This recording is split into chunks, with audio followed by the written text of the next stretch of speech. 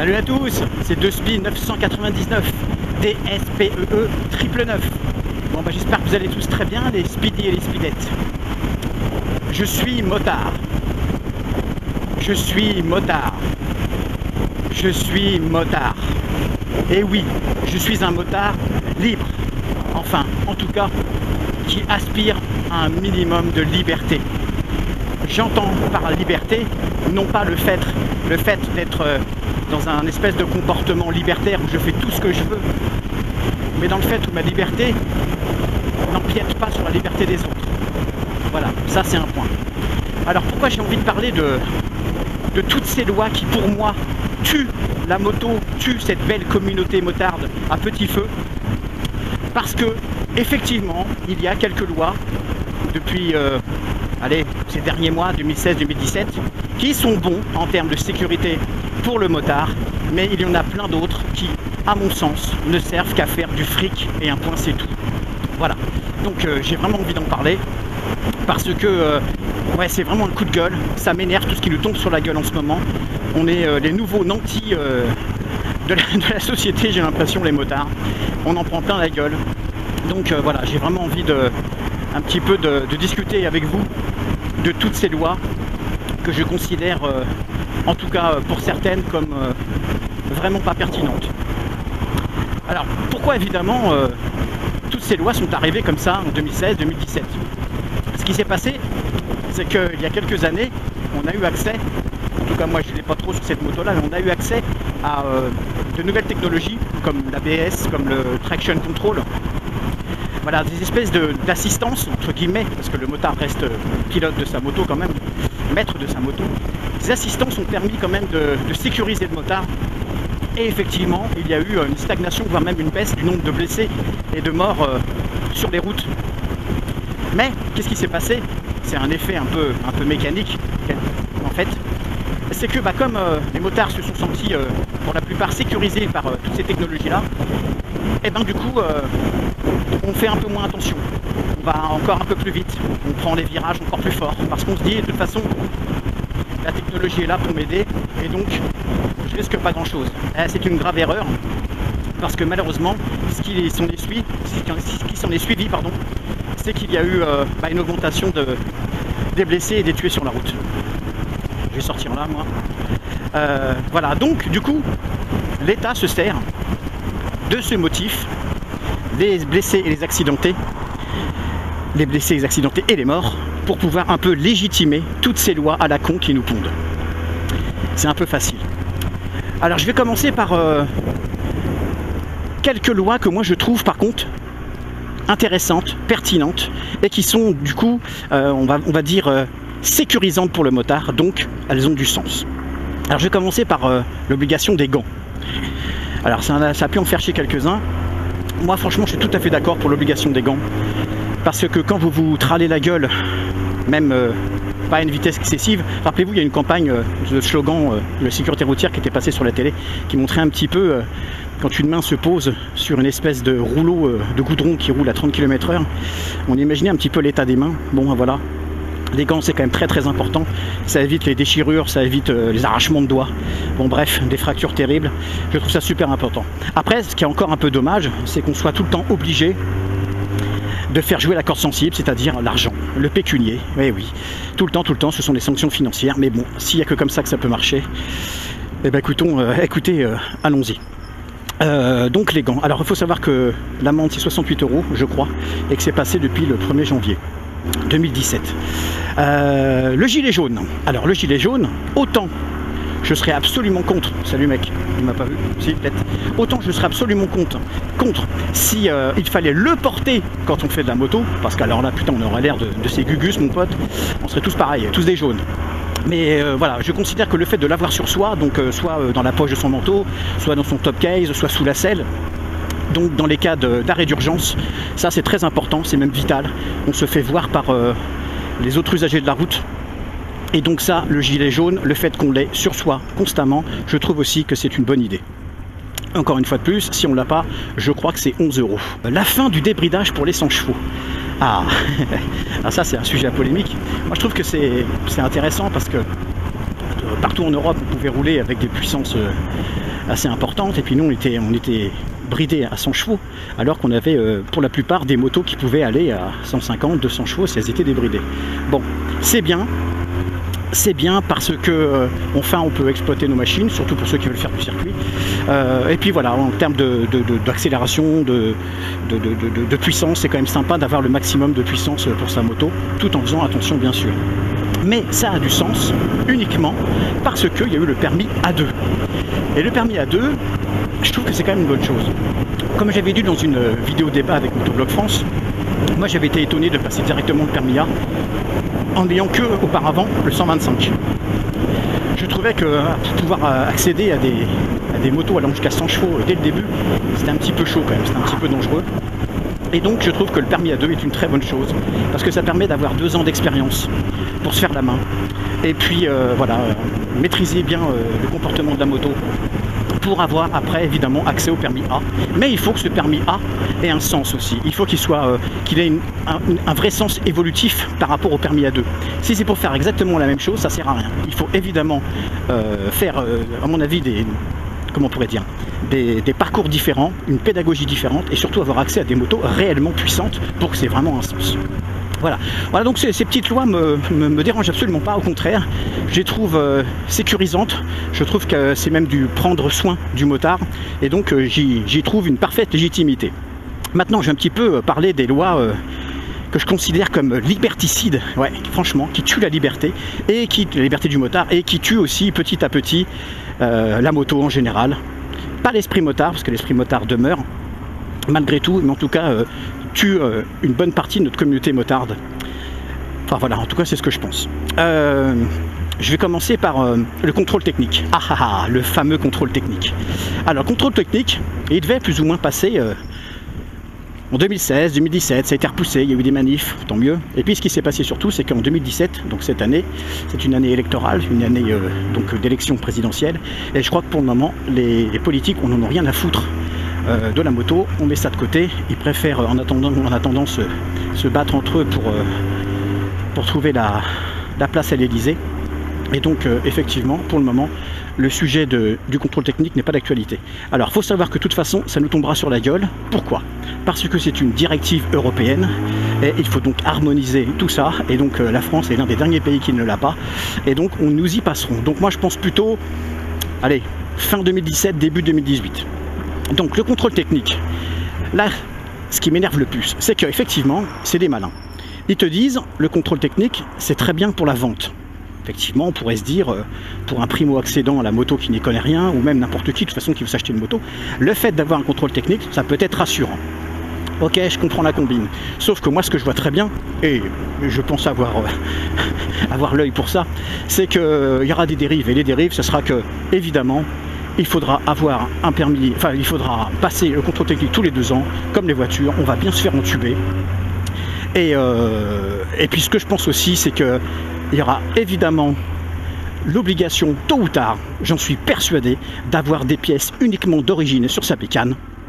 Et là, je peux vous dire que ça va être la fin des cafés racers, ça va être la fin de la custom culture. Ça me fait bien chier parce que voilà, c'est le fait de pouvoir un petit peu habiller sa moto comme on l'entendait, y mettre un peu une philosophie différente, c'était ça aussi, une putain de liberté. Et ça n'empêchait pas d'avoir des motos fiables, des motos sécurisantes. Mais bon, moi je le vois bien comme ça. Et puis il y a les lobbies qui sont derrière, les lobbies c'est les grands constructeurs qui en ont marre un petit peu qu'on remplace un peu leurs pièces par des pièces venant souvent d'Asie, hein, c'est une réalité. Et du coup je pense que avec cette projection de loi là, nos motos devront être entièrement d'origine. Ça me fait bien chier aussi. Voilà pour la partie du contrôle technique. Ça c'est à mon avis une grosse baisse à venir. Ça sera un impôt supplémentaire, évidemment, et ça entretiendra les grands lobbies, j'en suis persuadé. Alors, la fameuse amende, sujet polémique, pour les pots non homologués. Vous savez, cette fameuse amende de 1500 €, projet de loi, qui devait nous tomber sur la gueule. Alors, il faut savoir qu'à la base, ce projet de loi est uniquement pour ce qu'on appelle les motos, enfin les véhicules non réceptionnés, cross bitume, quad, toutes les motos normalement qui n'ont pas vocation de rouler sur la voie publique. Et du coup, on se tapait donc 1500 € d'amende dans ce cas-là, mais la loi devait, en tout cas, s'étendre, c'est ce qui était plus ou moins prévu, pour tous les gros cubes. Donc c'est-à-dire qu'un gros cube qui avait un pot qui faisait trop de bruit, donc, par rapport à ce qui est marqué sur la fameuse étiquette métallique là, sur le châssis, donc pouvait donc sans doute se prendre 1500 € d'amende, 3000 € en cas de récidive, absolument n'importe quoi, vous imaginez. Déjà 1500 €, bon c'est plus qu'un SMIC, c'est vraiment du n'importe quoi. Et puis confiscation du véhicule, bon bref. Donc là on en est un petit peu en statu quo, ça n'avance pas. Je pense qu'évidemment l'élection présidentielle fait que toutes les lois pour le moment sont gelées, enfin en tout cas tous les projets de loi sont gelés. En tout cas, j'espère que ça ne nous arrivera jamais.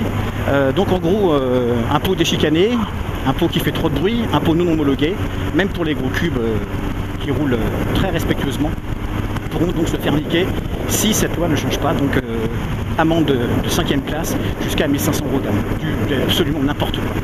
Voilà, si ça c'est pas aussi une petite mort pour les motards, moi je comprends pas. Bon, les plaques, ah oui, les plaques. Alors là c'est une mascarade. Bon.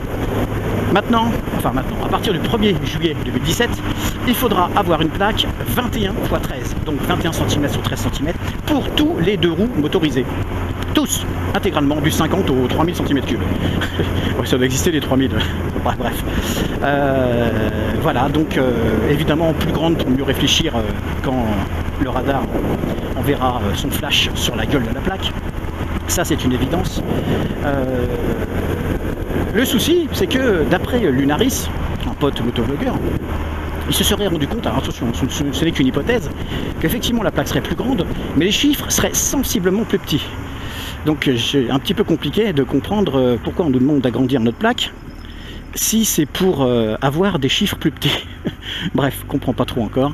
Moi, ce qui me dérange là-dedans, c'est que quand j'ai acheté ma moto d'occasion, ou quand vous avez acheté votre moto neuve, vous l'aviez acheté dans les règles de l'art, en toute légalité, avec une plaque qui était homologuée, qui était homologable, qui était voilà, légale. De quel droit, excusez-moi, mais de quel droit on nous oblige à changer notre plaque? C'est une question de principe, c'est pas le prix que ça coûte quand même, je le dis, 25 à 30 balles je pense, mais c'est le principe. Pourquoi est-ce qu'on nous oblige à payer cette plaque alors qu'au moment où on a acheté notre moto, on était en totale légalité? Voilà, ça me casse les couilles, ça m'énerve, et c'est toujours pareil. C'est-à-dire que ces technocrates, ces bureaucrates à la con, décident comme ça de changer de loi, et puis toi, faut que tu payes comme un connard, quoi. Voilà, et si c'est pas ça, ça sera 135 € d'amende. Je sais pas s'il y aura des points, j'espère pas, parce que si c'est comme les vitres teintées pour les voitures, où on se prend 3 points, c'est vraiment du n'importe quoi. Donc voilà, un vrai coup de gueule par rapport à ça. Moi je trouve ça intolérable qu'on doive payer ce changement de plaque, alors que nous, quand on a acheté notre moto, on était nickel. Voilà, donc ça m'énerve. J'ai envie de parler aussi un truc assez important. J'ai habité à Paris, donc ça me préoccupe un peu pour mes amis motards parisiens. Il est donc interdit de circuler avec une moto datant d'avant juin 99. Ça veut dire, ça veut dire que toutes les motos qui ont été construites avant janvier 99 n'ont plus du tout le droit de rouler à Paris. C'est lamentable. Alors je plains tous les hipsters qui roulent en café racer, comment dire, de ces années-là. Ça va être fini pour eux. Bref, je comprends pas. En quoi la moto pollue. Enfin voilà, la moto permet de fluidifier les trafics, ça permet de rouler finalement plus vite, d'éviter les bouchons, donc les émissions de CO2. Qu'est-ce qu'on va encore faire chier les motards, quoi. Et puis voilà, c'est encore les pauvres qui vont trinquer. Quand je dis les pauvres, les gens qui n'ont pas trop de sous. Il est évident que plus notre moto est âgée, plus elle coûte moins cher, sauf évidemment les motos de collection. Ça c'est encore un autre débat. Mais attention. C'est bon. Voilà. Ces pauvres gens vont devoir encore se priver de leur moto. Donc pour la vendre, alors imaginez qu'ils veulent la vendre, ça va être compliqué parce qu'ils ne peuvent la vendre qu'à des gens qui n'habitent pas sur Paris, parce que les gens qui sont sur Paris ne pourront pas rouler avec non plus. Enfin voilà, c'est catastrophique. C'est voilà, encore une liberté en moins. Là c'est carrément plus qu'une une perte de liberté, c'est carrément une interdiction de rouler avec sa propre bécane, quoi. Sachant que de toute façon, il y a aussi des motos datant d'avant 99 qui sont en parfait état, qui sont réglées aux petits oignons et qui polluent pas tant que ça. Enfin, moi je trouve ça détestable. Alors en plus, sachez aussi qu'il y a un projet de loi, alors je sais pas s'il est encore passé, mais bon, on va se le taper, c'est sûr. Qui dit projet de loi en ce moment, dit la loi qui passe. Les parkings seront payants pour les motos. Donc fini le fait de pouvoir se garer un petit peu. Alors pourquoi je dis n'importe où? C'est pas n'importe où. En général, le motard essaye de se garer à un endroit où il gêne personne, où il gêne pas une sortie de garage ou quoi que ce soit, ou sur un trottoir en plein milieu. En général, merde, le motard se gare pas trop mal, quoi. Et ben voilà, on va le faire payer. Alors ça sera pas payant pour les électriques. Donc une fois de plus encore, c'est vrai qu'une électrique ça coûte minimum 20 000 balles. On n'a pas tous les moyens d'acheter une électrique, et encore ça c'est une autre philosophie de la moto que moi à laquelle je n'adhère pas trop encore pour le moment. Mais voilà, donc projet de faire payer le parking pour les motos à Paris. Évidemment ça risque de s'étendre parce que Paris est toujours la ville test, ça risque de s'étendre dans les grandes villes françaises. Bon bref, voilà, c'est vraiment n'importe quoi, n'importe quoi. Et un dernier petit truc aussi que j'avais envie de dire, en ce qui concerne les préfectures, vous savez, pour faire notre carte grise. Alors comme vous le savez, la France était composée de 23 régions, ouais c'est ça si je dis pas de conneries, et maintenant avec la nouvelle redistribution, la nouvelle carte des régions, donc c'est 13 régions, et il y a plusieurs préfectures, en tout cas nous à Caen c'est le cas, qui n'acceptent plus qu'on vienne faire les cartes grises chez eux. Et du coup on va pas monter à Rouen qui a 150 bornes au-dessus, on va passer par les concessionnaires, par les garages, et on va payer, je crois que c'est 25 balles pour pouvoir faire sa carte grise. Voilà, ça aussi ça devient n'importe quoi. Donc ça c'est pas que pour les motards, hein, c'est aussi pour tous les autres véhicules, mais voilà, encore une fois de plus, on doit payer parce que des décisions politiques ont été mises en place, et ça nous tombe encore une fois de plus sur la gueule. Voilà, donc j'ai fait un petit peu le tour des lois que je trouvais intéressantes, pertinentes, et puis des lois qui sont complètement liberticides, qui tuent la liberté du motard, qui lui font vraiment chier. J'ai même l'impression qu'un jour, quand on fera le V, on se prendra une amende. Bah oui, parce que ça symbolise le fait d'avoir un esprit motard, donc ça se trouve on se prendra une amende en faisant le V. Donc voilà, donc en tout cas si toutes ces lois finissent par passer, je vous invite vraiment, tous les motards, que ce soit du 50 cm3 à la plus grosse cylindrée, qu'on soit tous solidaires, à manifester, à résister, parce que là c'est vraiment n'importe quoi. On va finir par plus du tout rouler sur une moto normale, quoi. Ça sera un moto robot, peut-être un moto robot électrique. Je pense qu'on va finir par arriver à ça. Et donc notre liberté, cette petite liberté qui nous restait un peu en tant que motard, j'ai bien peur qu'elle finisse par mourir petit à petit, quoi. Donc voilà, résistons, allons aux manifestations. Si tout ça se met en place, parce qu'il ne faut vraiment pas se laisser faire. Voilà, et puis c'est bien gentil de faire des lois qui font du fric, mais ça serait peut-être plus intéressant de faire des lois de manière... Salut mec, c'est un VMAX ça? Non, c'est un custom, je sais pas ce que c'est. Ça serait plus intéressant d'entretenir l'état de nos routes, parce qu'il y a certaines portions en France, c'est vraiment la catastrophe, hein, les ornières, des trous pas possibles. C'est souvent là-dessus que les motards se blessent ou se tuent d'ailleurs. Les glissières de sécurité, la nouvelle, comment on appelle ça, la nouvelle décapitation, la nouvelle guillotine. Voilà, je comprends pas. Ça fait des années qu'on dit que les motards sont pas du tout en sécurité sur la route. Alors c'est pareil quand ils font des travaux. Il y a des graviers partout. Ils les laissent, ça balaye pas. Toi tu passes là-dessus, tu te montes, tu te viandes la gueule et puis c'est fini. On n'en parle plus. Donc voilà, donc j'en ai fini pour mon coup de gueule. Voilà, faut qu'on soit solidaire par rapport à tout ça. Salut mec. Faut qu'on soit solidaire parce que si ça continue comme ça, toutes ces lois-là vont nous faire mourir petit à petit, et on ne sera plus beaucoup à avoir envie de faire de la moto, tellement on aura peur de se faire dézinguer, comment dire, par les services de l'ordre, par les forces de l'ordre, même si eux ne font évidemment que appliquer les lois, mais bon, il n'empêche que ça nous tombera sur la gueule. Voilà, bon ben écoutez, je vous dis à très bientôt. Je voulais remercier tous mes nouveaux abonnés qui sont venus sur la chaîne, c'est super sympa les enfants. Voilà, je tiens toujours à partager ma passion pour la moto, mon esprit motard, mon esprit ride safe surtout, très important. Et puis je vais finir par mon fameux adage, n'oubliez jamais que la moto oui, mais la moto pour la vie. Ça marche? Allez, à tous, salut.